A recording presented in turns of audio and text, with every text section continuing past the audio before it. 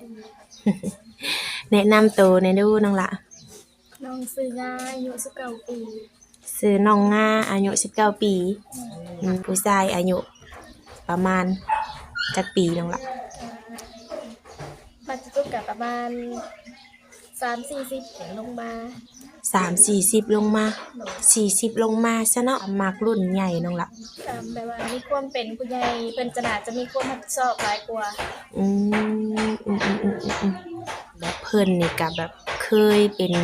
พ่อห้างพ่อหมายลูกติดแบบนี้เลย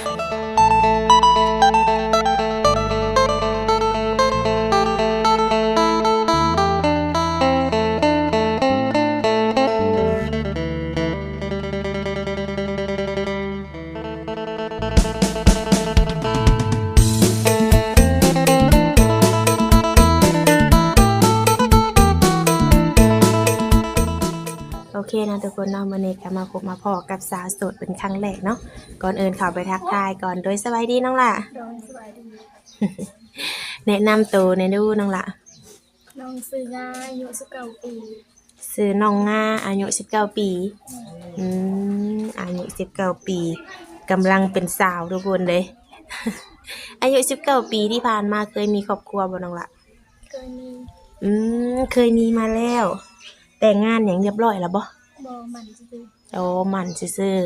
ๆเลิกลากันมาโลนแล้วบ่ซะเนาะสิเข้าปีแล้ว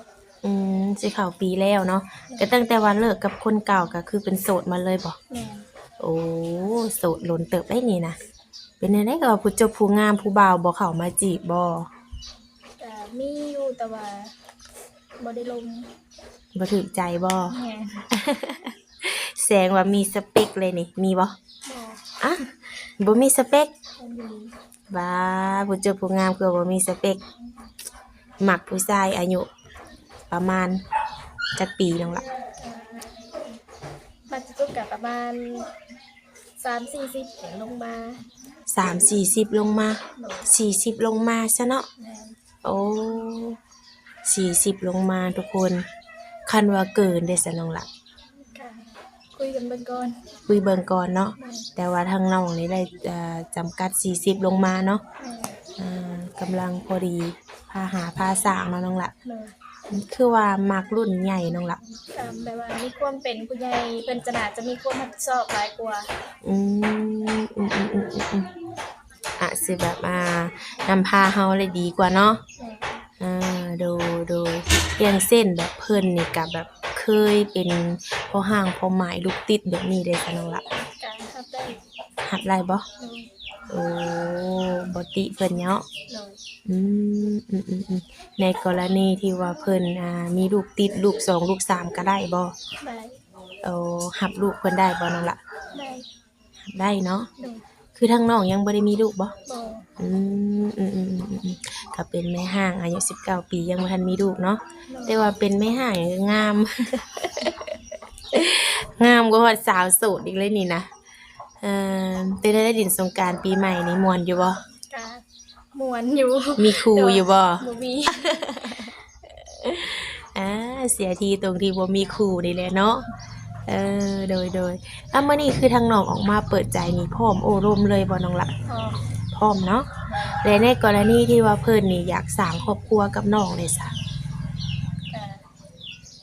คุยกันไปเนาะลงไปที่คอกันกันแรงๆก็ค่อยว่ากันรวมกันก่อนเนาะ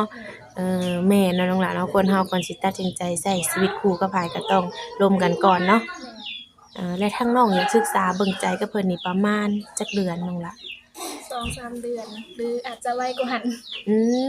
2-3 เดือนหรือไม่อาจสิไวกว่าหั้นโอ้คันว่าร่วมกันแบบ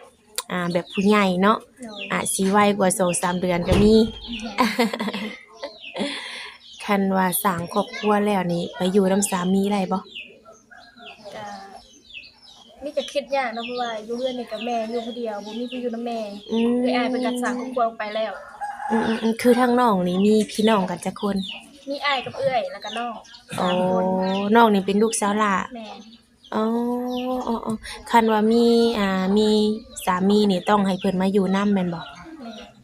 โอ้ต้องมาหามาสร้างอยู่พี่เนาะเนาะ อืคันว่าเพิ่นมาบ่ได้เด้ซะน้องแบบนี้ ก็เที่ยวไปเที่ยวมากะน่าจะได้ เที่ยวไปเที่ยวมาเนาะโอ้เพราะว่าทั้งน้องสิให้ปะทั้งแม่ไปอยู่พุ่นก็คือสิเป็นไปบ่ได้เนาะ โดย อืมตอนนี้อาศัยอยู่กับแม่2คนบ่น้องละ ก็แม่2คนแล้วก็หลานน้อยผู้หนึง อ๋ออ๋อๆๆๆโดยมื้อนี้ไผสิพาเฮ็ดนาซะบัดนี้เฮ็ดนาอยู่บ่ เฮ็ดอยู่แต่ว่าจ้างเอานี่แหละจ้างคนไทยให้ จ้างเพิ่นถ่ายให้แล้วเราก็รำเอง แม่นจ้างไทยแน่จ้างดำแน่ โอ้คือทางน้องก็สิอยู่เฮ็ดนาบ่ปีนี้นะ คือสิประมาณนั้นแหละ เอาเผาได้ซะเผาแม่คือเสียกได้ลูกเคยมาไถนาให้แล้วล่ะ น้องทั้งน้องจำกัดบ่ว่าต้องเป็นผู้บ่าวลาวหรือผู้บ่าวไทย บ่จำกัด ได้เบิดเนาะ ทางใดก็ได้ อืมบ่ว่าสิเป็นฝั่งลาวฝั่งไทยหรือต่างประเทศก็ได้เบิดเนาะโดยก็คือต้องเฮ็ดไร่เฮ็ดนาเนาะน้องหลานเนาะคือทั้งน้องเป็นผู้จบผู้งามเป็นสาวโสดแบบนี้นะรำให้รำนาเป็นบ่ เป็น เห็นว่า เห็นว่าลำบ่เป็น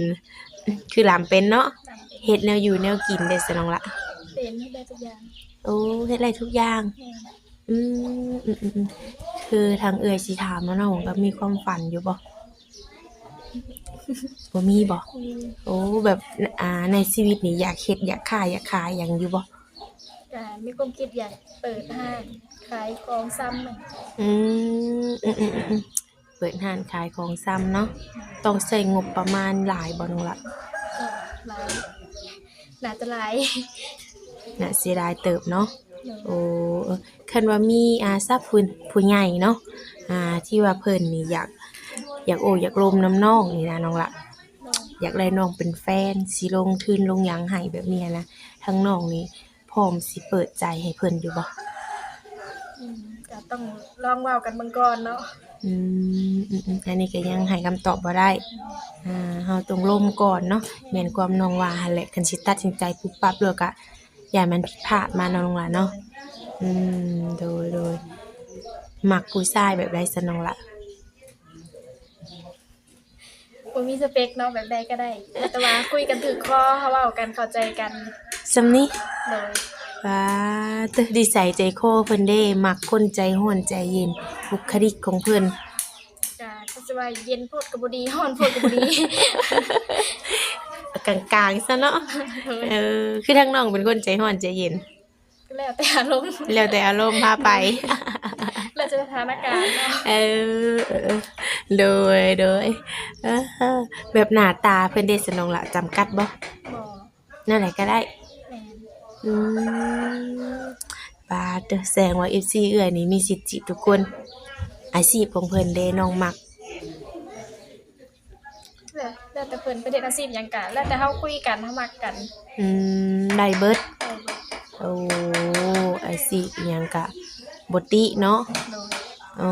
ขอแค่ว่าแบบคุยกันเข้าใจเนาะน้องล่ะ และคันว่าเฮาถึงขั้นว่าใช้ชีวิตคู่กันขอแค่ว่าเพิ่นเบิ่งแยงเฮาได้ก็ถือว่าโอเคเนาะอืมโดยคือทางเอื้อยก็บ่เห็นน้องก็หล่นเติบไปไสมา ไปทำงานมา โอ้ไปทำงาน โดย อยู่ลาวเฮานี่บ่ อยู่ไทย อยู่ไทย แม่น โอ้อยู่แถวใดน้องล่ะ ไปทำงานอยู่แถวรามคำแหง อืม หลังราม ไป เฮ็ด เฮ็ดน้ำละสาว เฮ็ดงานหยัง ขายอาหารอีสานเฮ็ดนั่งอยู่ในกินแบบบ้านเฮานี่แหละลาบแกงนี่แหละ อืมน้องอยู่ในแผนกหยังน้องล่ะ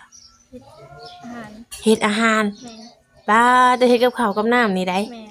โอ้ ก็ตื่นตี2เฮ็ดกับข้าวกับน้ำแล้วก็ประมาณตี5ก็กลับอาบน้ำแล้วก็ลงมาแล้วก็ไปขายของอยู่ห้านมัน ป้าตีสอง แม่นตี2เข้างานตี2เพื่อเลิกกะบางมื้อแล้วไว้ก็เลิกแต่3:00นบางทีก็4:00น เอ้าถือว่าเลิกตื่นแต่เช้าเด้ แม่น เวลาเฮ็ดงานนี่หลายเนาะน้องหลานเนาะ แม่นทำงานหลายชั่วโมง ป้าเด้อบางทีก็3-4 โมงเด้อกลับไปนอนแป๊บเดียวก็ตีสองเลยเนาะ แม่น จึงพอจึงว่าเป็นโสดหั่นแหละบ่มีเวลาคุย แล้วผู้บ่าวอยู่ไทยแบบมากินแบบข้าวหยังเพิ่นก็บ่ได้แซวบ่ ก็มีอยู่ มีอยู่เนาะ โดย แต่ว่าบ่ถูกใจหรือแนวใด เป็นอะไรเพิ่นให้ค่าแรงดีบ่ ก็400 400กินอยู่น้ำเพิ่นบ่400นี่ กินน้ำเพิ่นอยู่เอง โอ้กินน้ำเพิ่นอยู่เองเซาห้องบ่น้องละ โดย เดือนเท่าได้เซาห้อง เจ้าของก็อยู่ในเจ้าอยู่น้ำปอเฒ่าตัวเองก็เพิ่นเอาน้ำเดือนละ1,500 อืมธรรมดาอยู่เนาะโอ้แต่ว่าทางน้องนี่เฮ็ดกับข้าวกับน้ำเป็นเบิดเนาะ แม่น โอ้เก่งน้องละเก่งแฮงอะดิแต่ว่าเวลาเฮ็ดงานน้องนี่หลายแฮงเนาะ โดย ตีสองเพิ่นว่าตื่นมาเฮ็ดกับข้าวหลายอย่างบ่กับข้าวนี่ หลายบางทีก็10กว่าอย่าง จ้ะแบบขายกับข้าวแบบเป็นถุงแบบนี้บ่น้องละ แม่นค่ะเป็นถุง เอโดยคิดว่าขึ้นมาพักผ่อนเนาะไปมาสงกรานต์นี่ แม่น สิลงไปอีกอยู่บ่ คิดว่าถ้าลงไปก็น่าจะหางานบนใหม่